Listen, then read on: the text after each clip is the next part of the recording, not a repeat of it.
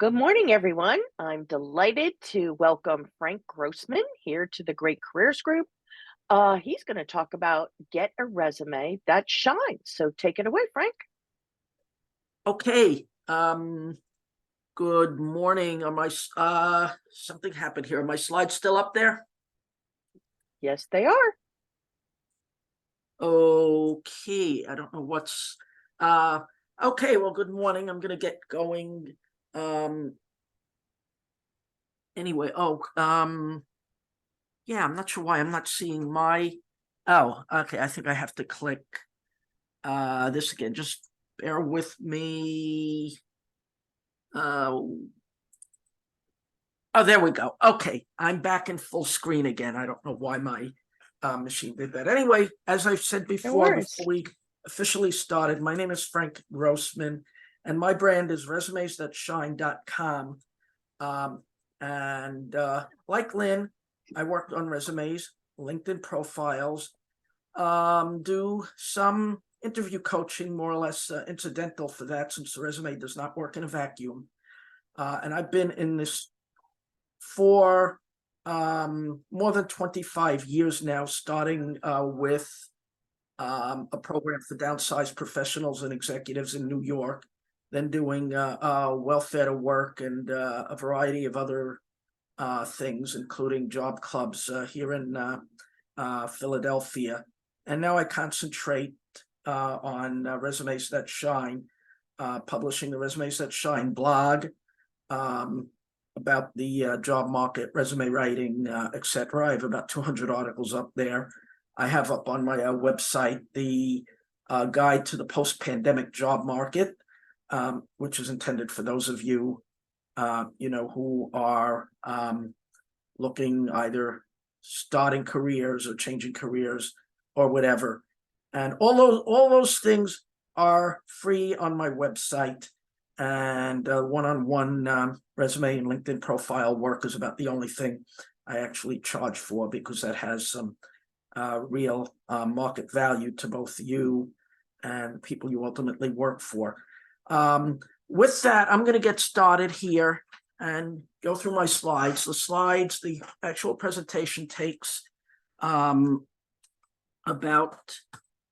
an hour, and then we should have plenty of time for conversation after that. Okay, pardon my arthritic computer here. I think that's on the agenda to be replaced next year. Anyway, okay, so this is pretty much what we're going to talk about today. That is what I feel, based on my experience, makes a resume shine, and what we should accomplish.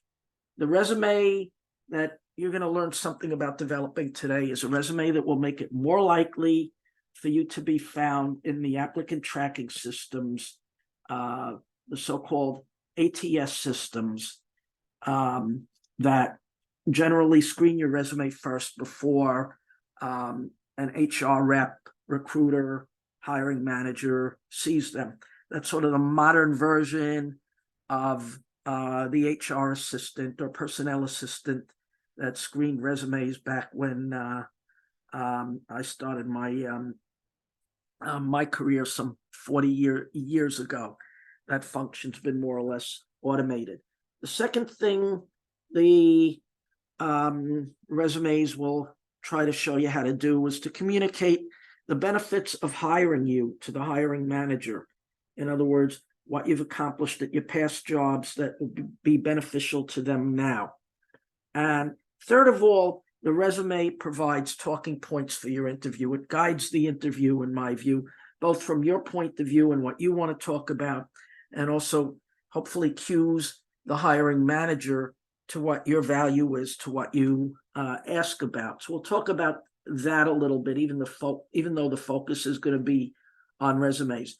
Now, I've kind of kept the slides simple and not put a lot of fancy branding and things like that on here, just to kind of be in theme with my approach to resumes, is to keep them straightforward, ATS friendly, and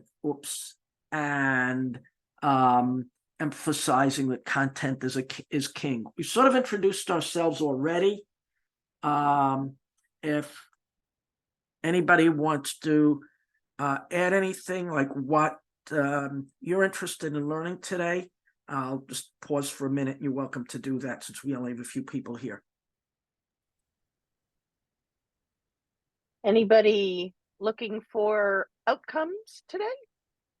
You want to share? I was wondering if it makes sense to have two different types of resumes, because I've spent so long in mental health. So a lot of my experience is there, but I'm also looking to branch into like operations kind of things. So does it make sense to tailor one specifically for operations kind of work, the MBA, the doctorate stuff, and then one for mental health jobs? The short answer, and we'll talk about that more, the short answer is yes, because resume is most effective when it focuses on a specific job target.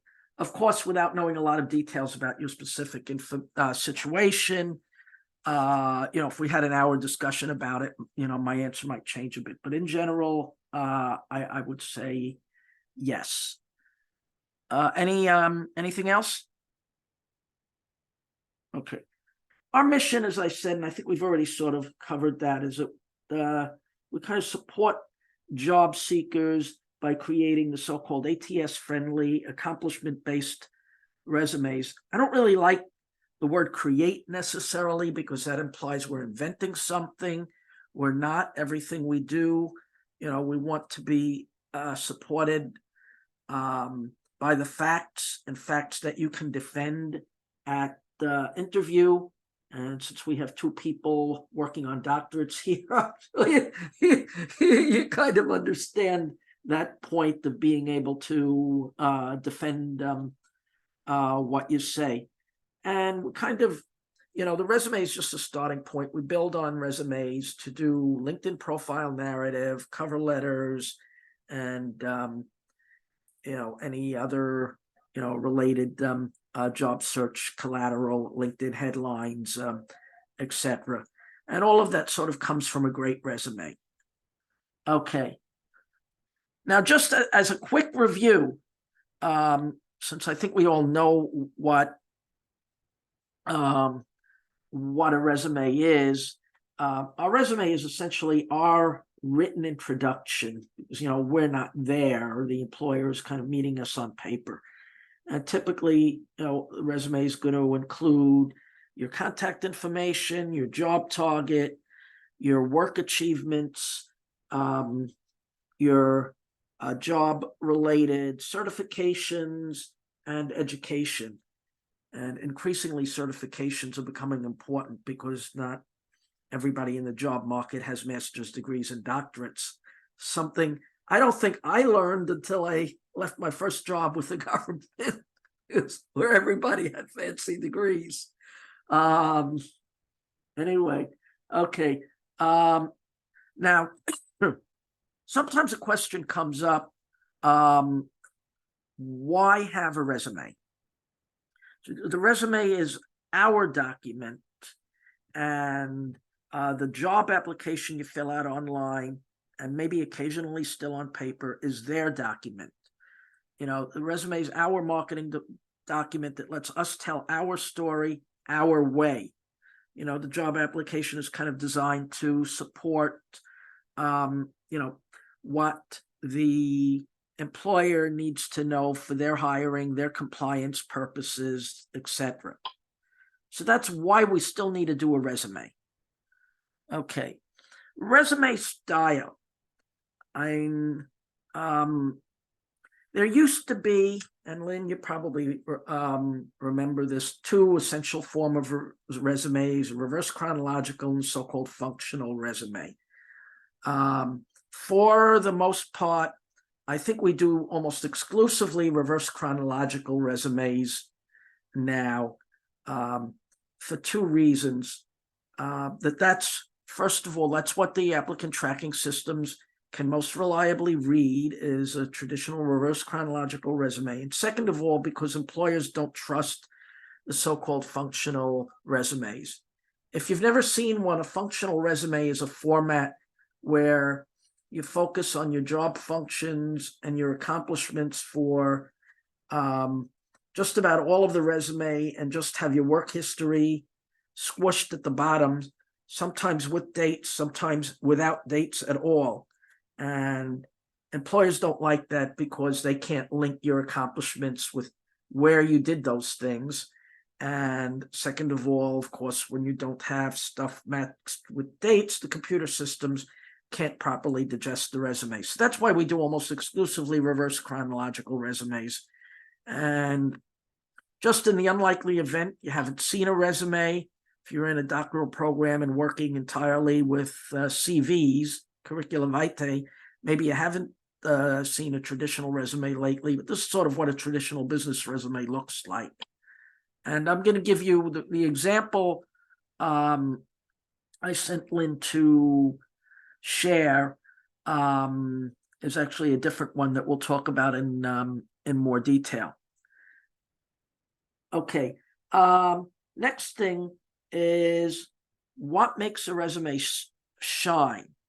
And an accomplishment-based resume is one of the main things to me, and I think we have one more person that makes your resume shine. And the reason that really helps you stand out is that 90% of the resumes I've seen, and I haven't really seen a statistically valid study on this, but I suspect if somebody's done one, they would find that 90% of the resumes that recruiters and HR departments get are simply collections of job descriptions. Employers don't really need to know your job description because they either know it or can look it up. What they need to know is what makes you unique, what you brought to the job, what you did, not what your job description says you did. But that's all that most people are telling them on their resumes. I actually had the opportunity a couple of years ago to look through a recruiter's CRM and ATS system and see what was in there. And it was mostly resumes that just look like collections of job descriptions. So that's, and those that job seekers send me across the transom, so to speak, also look like that. So I suspect that that's the vast majority of what job seekers are doing. So if you do better than that, you're going to be better right from the starting block than 90% of the people applying for the job you're applying for. An accomplishment-based resume addresses three main points: the challenges that you addressed at your jobs, the actions you took to address those challenges, and the results you achieved. And the results should be quantifiable wherever possible. I like to say they should be quantifiable, period. I sometimes get some pushback from that. People just have trouble doing it or reluctant to do it or whatever. But if you don't quantify your accomplishments, it's just not going to be effective. Now, another thing, and this gets to the point that one of you mentioned, is do you need different resumes for different job targets? And the answer is yes, because unless we know what job target you're addressing, we don't really know what accomplishments to emphasize. If you're applying for operations jobs and you did something completely different, then we want to try to emphasize accomplishments that are related to operations, even if that wasn't necessarily your main function in your past jobs. Okay, and we're going to drill down on this a little further as we go through here. Again, this is something I think you guys pretty much know what the essential sections of the resume are, but we get questions from time to time. Your contact information, your job target, your accomplishments, core competencies. That's where we can put in keywords, etc. Professional and business experience. That is going to be the largest section of the resume. Your certifications and licenses and your education. And of course, your resume sections may vary with your particular situation. Okay, starting at the top, contact information. And I know for those in the senior professional positions, it seems obvious, but believe it or not, I run into issues with that, this from time to time. So I put it into my webinars. Your name, of course, the name you use professionally and at work. Your location, city, state, and zip code. We don't have to put our street address on there anymore. Nobody cares about our street address in Fox Chase or Northeast or Paoli or whatever, at least not initially, because they're not going to send us snail mail these days. Your phone number, that's pretty much universally a cell number now. If for some reason you either don't have a cell number or can't give it out, you can get a Google phone number or some similar service, and I think you can get some of those for free. Then, of course, these days, your email address is probably the most important. You're going to need that to do every online application. Now, this I had an issue with a client recently, is he persistently uses his work email. And it's just not a wise thing to do for any number of reasons. So I strongly recommend you don't do that. I know resume writers who put on their worksheets, and we all send out worksheets when we work one-on-one with clients. Work email addresses are not permitted. I don't know if I'd go that far, but yeah, just use a Gmail. LinkedIn profile address. If you don't have a LinkedIn profile, I think all of you probably do, set one up. And when you're given the option, set up a vanity LinkedIn profile address like the one Lynn has and the one I have, because they're shorter and they don't have a lot of numbers and they don't look, they look a little better. So that's my recommendation here. Just briefly, I've obviously disguised the name, the header from a client's resume. Your name should be the largest font on the resume.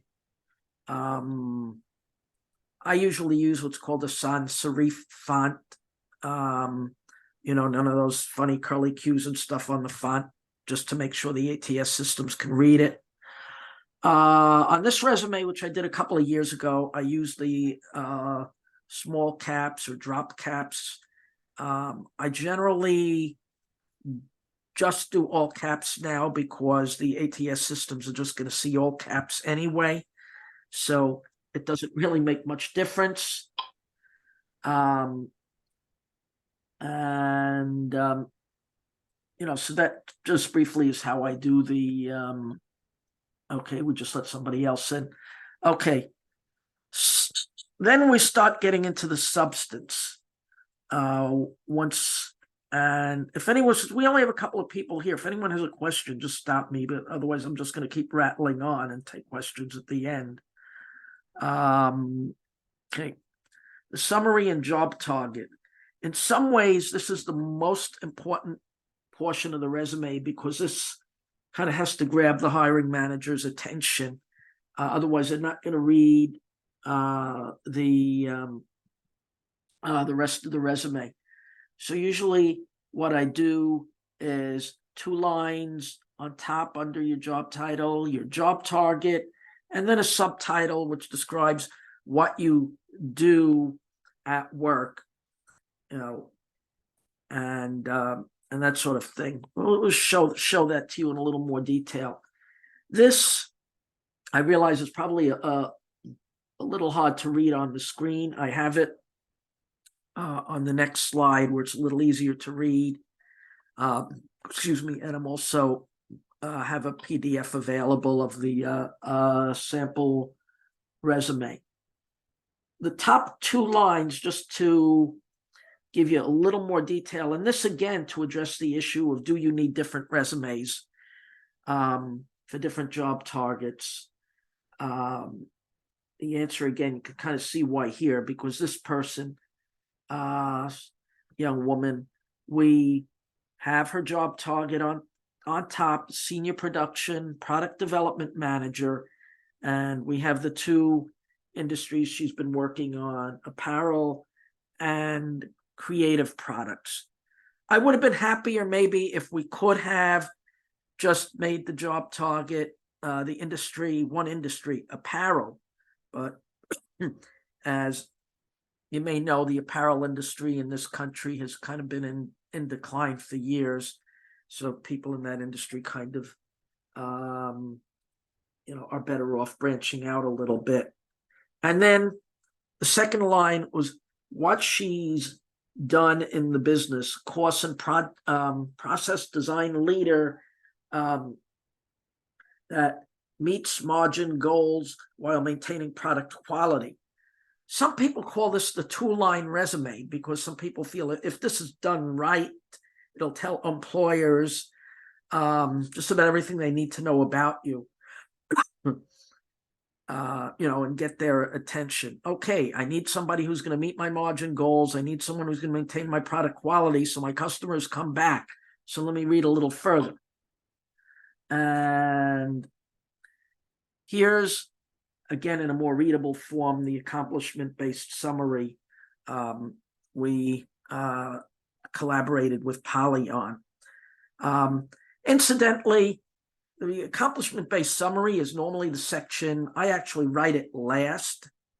It's the first section on the resume because I really don't know what to put there until I've written the details. It's like any other business report, or probably that much difference from your doctoral dissertation. I don't think you can write the abstracts until you've written the whole dissertation. Maybe you have a draft in advance, but you have to know what the whole document says before you can write it. So, so even though I'm presenting this first and it's on top of the resume, it may actually be the section you want to write last. So what I have in here is just briefly what Polly does, not her real name, of course, what some of her industry expertise is, then a shorter version of some of her accomplishments and some of in her strongest jobs, sparking growth of 100% or more in one of her jobs, achieving and maintaining 90% on-time ship rates at another job, which apparently 90%, even though it's not 100%, is extremely good in the industry. Met 100% of her time and action, it's abbreviated in the apparel industry, TIA goals, which in simple English means she got everything out on time, and that, something employers really want to know that you do. And that she also reduced production development time by more than a week by automating her job function. And that example we're going to get to in a little more detail later, because I thought that was really something that was kind of unique when I went through the resumes for this presentation. The next thing I do, and again, it's one of the last sections I typically write last, is core competencies, sometimes called professional skills. You can do any number of headings for that.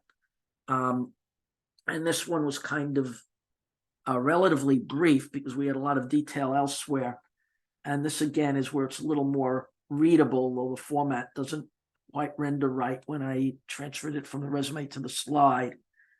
And these are what we felt when I collaborated with Polly were hard skills or core competencies that prospective employers were actually going to look for.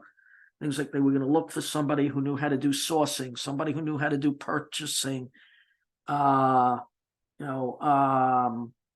who knew how to do the vendor onboarding, onboarding vendors, as we put it, product costing, quote development, all those process improvement. Whatever it is, put yourself in the place of someone who's going to hire you, or you can also research some keyword lists, and think about if you were hiring you, what would you be searching for? You're not going to necessarily be searching for great communication skills, get to work on time every day. Anybody can say that, assert that, but it's not really going to differentiate you. Even things like team leadership, it's good to, I put it there, but I much prefer the more hard skills you can put there, the better. And one of the reasons today I think we can make the skill sections relatively short on some of our resumes is that we have LinkedIn now, and often employers see the LinkedIn first. And LinkedIn gives us space for 50 skills. And LinkedIn will suggest skills that their database recognizes, and these are skills employers search for. So you can put a lot of information in there. It is also, though I'm not sure how much I like the idea, some people put lists of skills, keywords at the bottom of the resume they're sending into the ATS system to try to make sure the ATS picks it up. That sounds a little to me like a discredited tactic called skill stuffing. But I just want to mention that that is also an option for making sure all your skills are in there where the ATS system is going to see them. Okay, professional experience. And this is the section we tend to put about 90% of our effort into on our resume. I think we all know jobs go in reverse chronological order. In the 25 some odd years I've been involved in this field, I think I've only seen one resume where somebody put their resume in chronological order. And they actually got a job across the street from where they had been working just because the person across the street knew them well. But don't do that. Reverse chronological order always. I think that's about the only thing everybody agrees with on a resume. For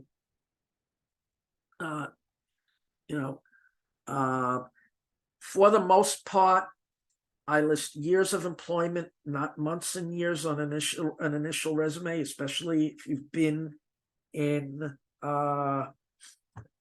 jobs for quite a long time. It really doesn't matter that much. You've been there from October 2010 till December 2023. 2010 to 2023 is sufficient, at least on the initial resume. The way I format them, it's easy enough to add months if you need to. Okay, and here's what work experience section actually looks like on one of the resumes I've worked on. And again, I put it in more detail on the slide where it's easier to read. And I think we're going to send you these in PDF form afterwards. You can study it in more detail if you want. Again, what we commonly do for each work experience block, or at least the way I tend to do it, is the employer's name and location. Again, it's just a general, location, city and state. Job titles and years if you've been in more than one job in that place. Then a brief description of what your activities were in the job, what you actually did. You can use excerpts from a job description here if you wish. What I did in this case was Polly just reviewed with me what she did, and I typed it in, and then we drilled down into her accomplishments on the job. Now, this was, by the way, a little bit of an unusual case because this job, I actually did this resume around 2019 or 2020, and it's not very usual that we would have a job here that somebody was in from 1999 to 2009, 1998 to 2009, because that's too far back. Makes you look older than you want to seem on the resume, sometimes encompasses obsolete skills, that sort of thing. But in this case, after a lot of discussion, I added it to Polly's resume, or I should say, we collaborated and added it to her resume because the accomplishments were so important. If it were a more recent job, we probably would have wanted to have 8 or 9 accomplishments on here because she was there so long. But since it was a job from way back, we just put the 2 most important ones. That is that she shaved at least 7 days off production development time by implementing this so-called symmetry. I assume that's a play on the word symmetry, PLM system program. I think it was like product logistics and management or something like that system, which automated her communications dealing with their offshore vendors, largely in Asia. And you can just imagine, I think we could all just imagine the nightmare of dealing with stakeholders, with vendors, clients, etc. in Asia when they're 12 hours off our time schedule. A friend of mine works, does international compliance at a major bank, and he's working at all hours of the night because his Asian stakeholders their business day is when the rest of us are sleeping. So automating this function, was a signal. Automating her job function essentially was a signal accomplishment for her. She did ultimately, I checked a couple of weeks ago, she did ultimately get a really good job in a related field. Okay. This, I'm not sure if any of you here had pandemic breaks in employment, but quite a few people I speak to did. And so the question sometimes comes up is, what is work experience for the purpose of the resume? I don't know if anybody here recognizes the name Kate Wendelton. She was a prominent career coach in the 1990s. And I think she was actually working in the Philadelphia area for a while at one point. She said in one of her articles that salary is not a resume issue. It doesn't really matter for resume purposes what your salary was or whether you were paid at all. Whether you did something that generated economic value is the important thing. So a lot of things other than paid work, can go on here. Apprenticeships. Pennsylvania has an apprenticeship program that I understand covers a lot of different fields other than the traditional skilled trades. I actually did resumes for a Green Jobs pre-apprentice program. Lynn, you may know Tim Steyer. That was one of his programs. I don't. Yeah. Self-employment, volunteer work, even caring for and managing a family. We've sometimes included that. LinkedIn tip, by the way, and Lynn, you've probably seen this one at some point. I do not like to use the career break feature on LinkedIn profiles. Nope, definitely not. Yeah. Not on your current job. In the past, whatever, but not in a current situation. Right. Yeah, because recruiters don't see it. Melanie Woods, recruiter out of Houston, has a YouTube video on the issues with that. And I know Tom Powner discussed it with us in his LinkedIn training program also. Anyway, so especially for current jobs, avoid the career break feature on LinkedIn. Fill it in as work experience and talk about what you did. Okay. I want to drill down in a little more detail on writing the accomplishment statements that you've already seen. And we're going to focus in a little more detail on this one, shaving the 7 days off production development time by automating the system. Okay. Just briefly, again, what we're talking about is what we call the challenge action result model. Other people call it slightly different things. I've seen it called STAR, situation, task, action, result. I actually learned it as PAR, problem, action, result. But I think challenge is a little better because employers don't, it may be a negative thing to kind of imply that your prospective employer has problems. They have challenges. It's just like you like to say there are issues rather than there are problems. Anyway, it's a semantic point, but whatever you call it, it's similar things. You have some business opportunity, challenge, problem, whatever to address. You take some specific action to address it, and ultimately you want to get some result. And we want it to be a quantifiable result, because business people, even in nonprofits, people want to see a result. So this is how we actually started in developing that particular bullet point, is that her challenge for Ann Taylor, which I believe was a company she worked for years ago, was to reduce the product development time when working with her Asian vendors in Hong Kong, Shanghai, and the Philippines.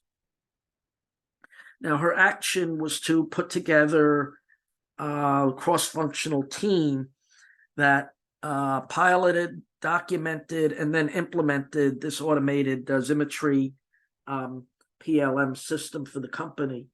And the ultimate quantifiable result was that she was credited with reducing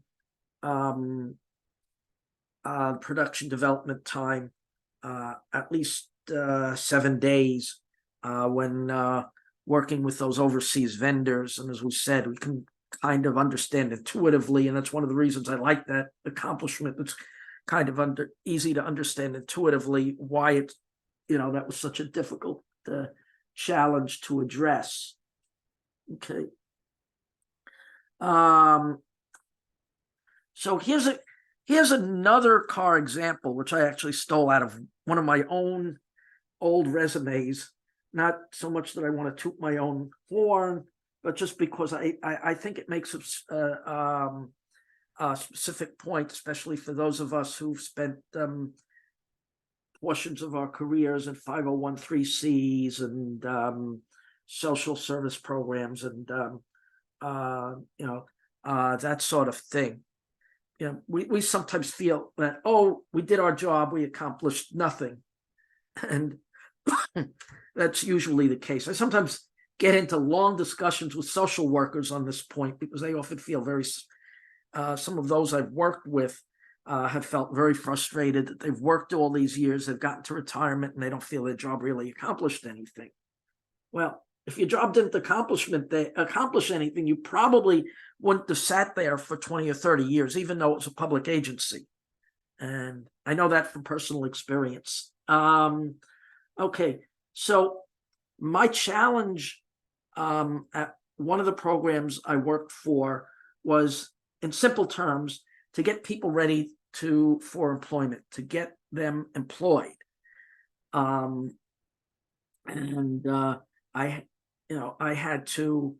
was onboarded early in the program. And so my challenge was essentially to work with the team to set up training programs that would result in job placements.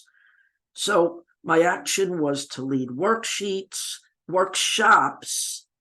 do one-on-one coaching, resume writing, and also at the time, not many people had their own computers, laptops, etc.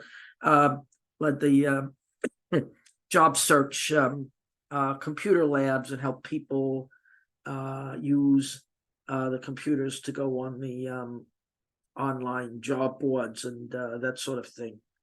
The result was that management ultimately gave me credit for 200 competitive job placements. That's another example. And as I said, that comes from a welfare to work program where it is very, very hard to see the forest for the trees and realize that, yes, I actually accomplished something. Now, the other issue is ideally we want to be able to say things like, we saved we increased margin 200 basis points or 150 basis points or whatever. Sometimes we don't want to use those numbers for whatever reason, either that we feel they're proprietary. Usually there are ways, by the way, to write the numbers in ways that aren't proprietary, using percentages, etc. But anyway, sometimes we just don't have the dollar figures or can't use them. But time is money, so saying we saved time, isn't shaving 7 days off production development. That obviously I would think saved the company money. I don't know if I should say obviously. But people in the industry would say it did. In my case, the welfare to work contractor, was being paid. Part of the contract payment was based on placements. So that's how what I did presumably increased revenue. And, so that's how it gets tied to being quantifiable. Okay. Certifications. That's becoming of increasing importance. I think all of us here have degrees and advanced degrees, so maybe we don't think about this too much, but even with advanced degrees, and you can see an example, sometimes specific certifications are helpful and important. And more I'm finding, because college is just not affordable for some people. I spent most of my life in the New York area, where college for many years was free and it's still relatively affordable. That's not true, as I learned when I moved down here. That's not actually true in most of the country. So fewer people are going to college, but they're getting short-term industry-related certifications. Also, in many fields, of course, you need professional licenses. You need to prove to the government as well as the industry that you're qualified to do the job. So if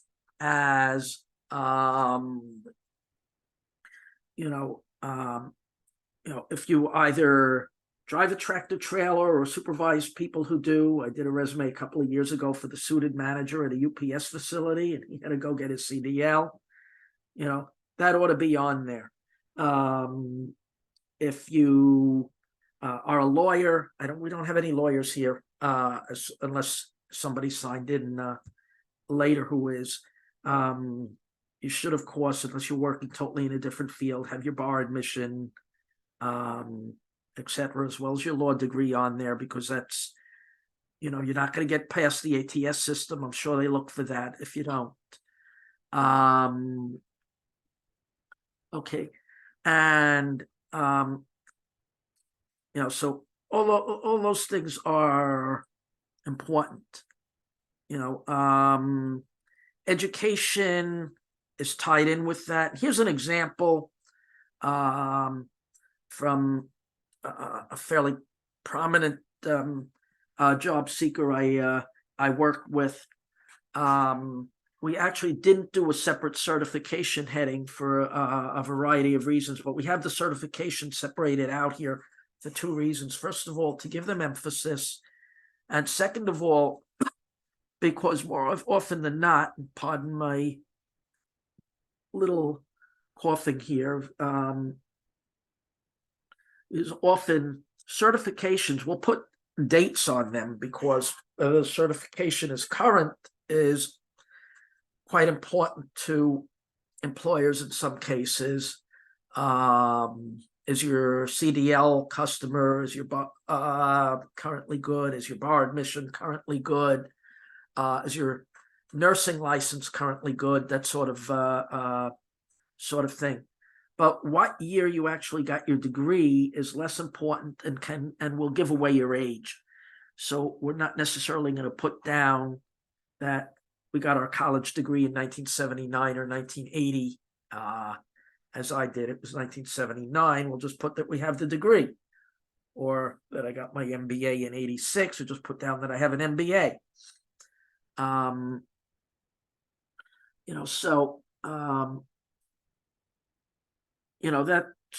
That's the reason we kind of separate out certifications and education.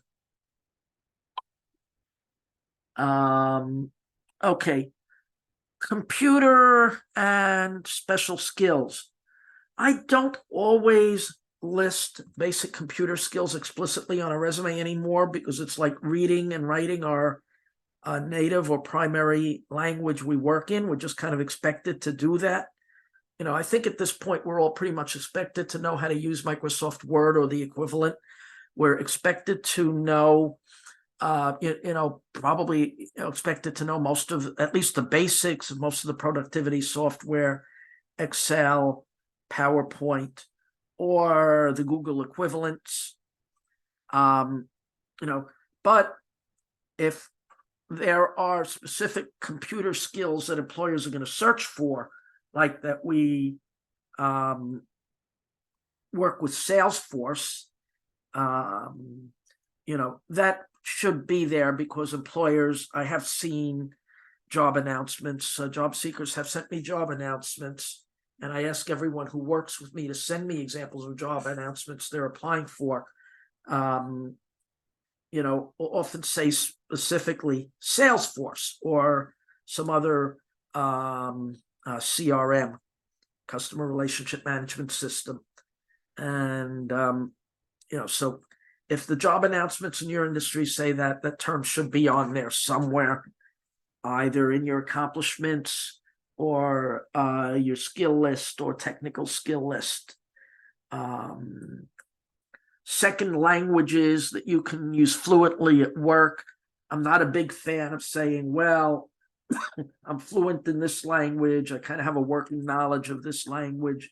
If you know the language and can use it at work, just putting it there is good enough. And in some cases, it's mission critical. If you do bilingual customer service, then you'd probably better say what languages you're competent to do bilingual customer service in: Spanish, Russian, Ukrainian, whatever. And these are just some examples of some other sections we sometimes put on resumes. Community leadership. And as I think I said early on, I tend to avoid the term community service and say volunteer work or community leadership. Patents, if I don't already have those in the accomplishments and they're relevant. Awards and honors, again, if they're relevant. Now, I usually avoid things like hobbies and leisure activities, because often they're not relevant and sometimes can even be seen as a negative, though we don't realize it. I had an MBA candidate client about 10, 12 years ago who had on his resume motocross, and he drove motocross, which I think is a form of off-road motorcycle racing on weekends.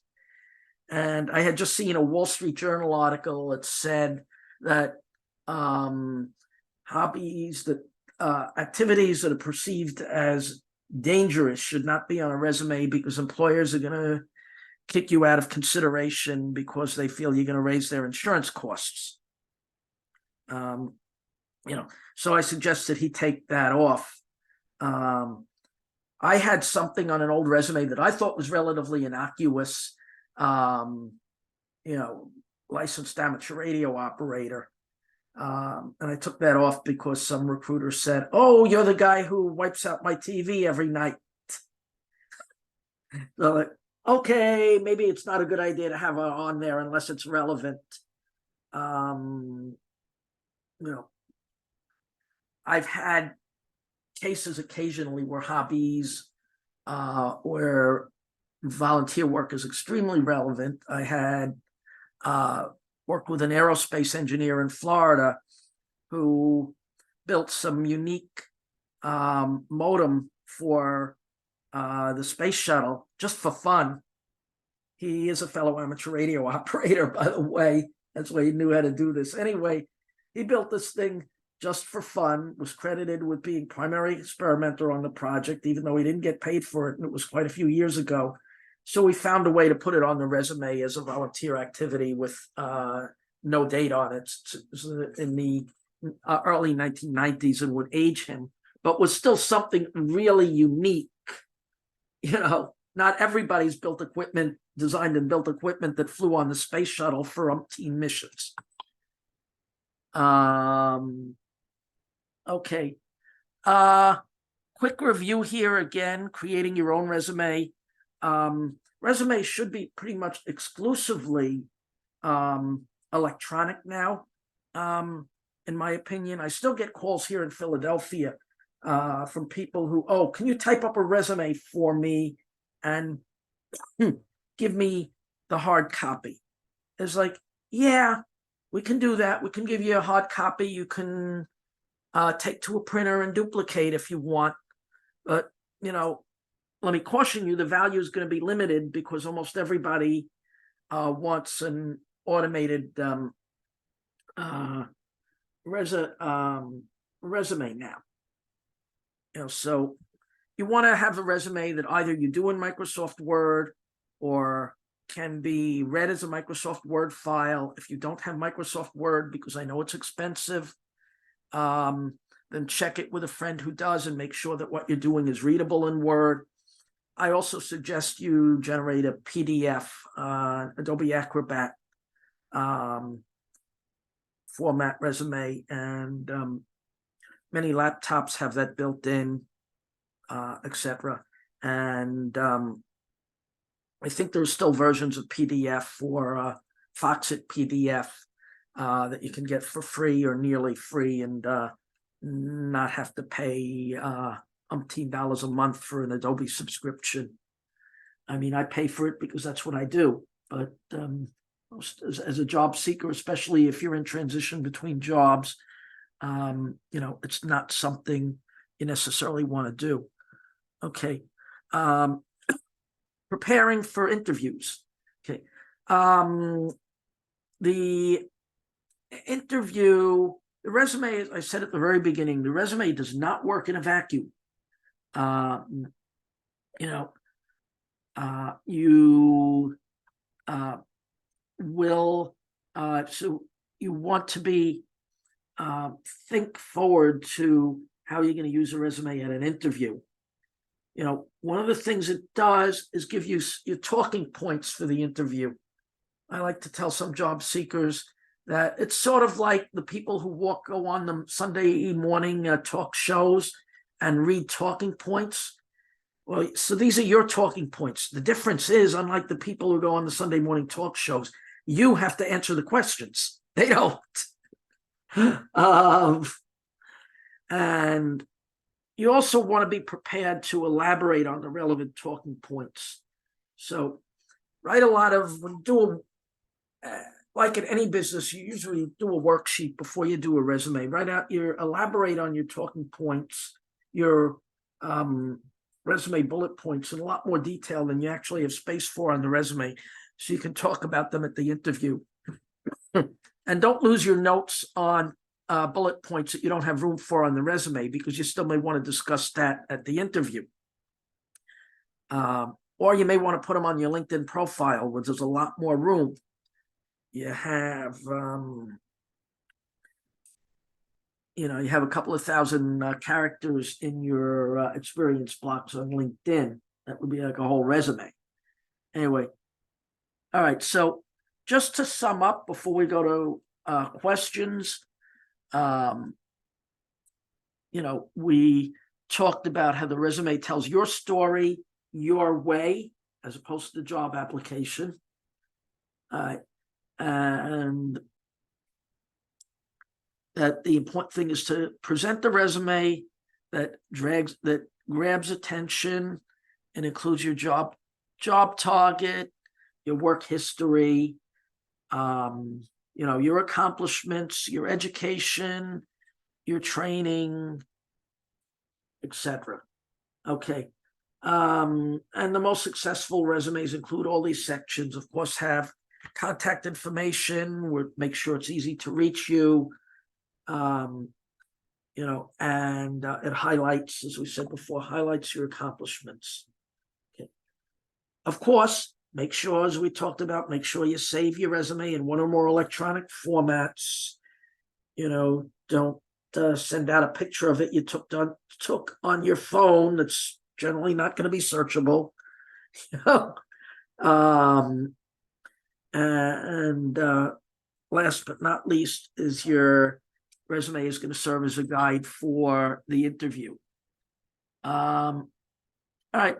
So that's pretty much it on the PDF version of this, which I believe we're going to send out. And if for some reason, if you don't get it, I can email you. I can send it out to everybody. I've got everybody's email. Okay, very good. Yeah. You have my calendar link here. You're welcome to send me a resume and book a call to discuss your specific resume.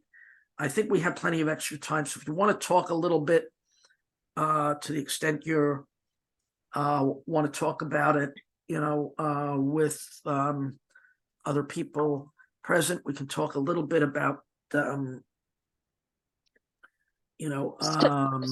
Frank, what I'm going to do is I'm going to stop the recording, okay. And then people can openly ask questions Well, that's a great idea. afterwards. Okay, so thank I'm you putting again. my camera back on so people can have. Okay. Do you want to take your deck down? Oh, okay. Yeah, I keep forgetting that I have to take the deck down.